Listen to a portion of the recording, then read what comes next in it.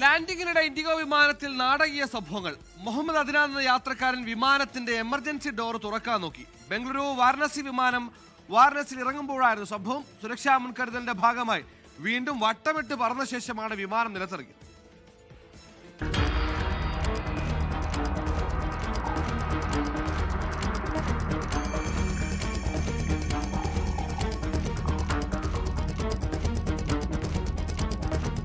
ശനിയാഴ്ച രാത്രി 10:30 വിമാനം ഫൈനൽ അപ്രോച്ച് നടത്തുന്നതിനിടെയാണ് നാടകീയ സംഭവങ്ങൾ ഉണ്ടായത്.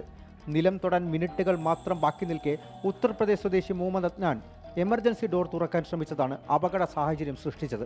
ക്രൂ അംഗങ്ങളുടെയും പൈലറ്റുമാരുടെയും ഇടപെടൽ വലിയ അപകടം ഒഴിവാക്കി. വിമാനത്തിൽ കയറിയപ്പോൾ അദ്നാൻ എമർജൻസി ഡോറിൽ കേടുപാടുകൾ ഉണ്ടാക്കാൻ ശ്രമിച്ചിരുന്നുവെന്ന് വിമാനത്തിൽ ഉണ്ടായിരുന്നവർ പറയുന്നു.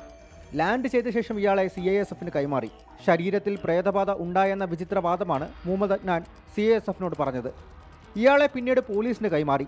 പ്രാഥമിക ചോദ്യം ചെയ്യലിന് ശേഷം അദ്നാനെ മാതാപിതാക്കൾക്കൊപ്പം വിട്ടയച്ചു. 24 ഡൽഹി.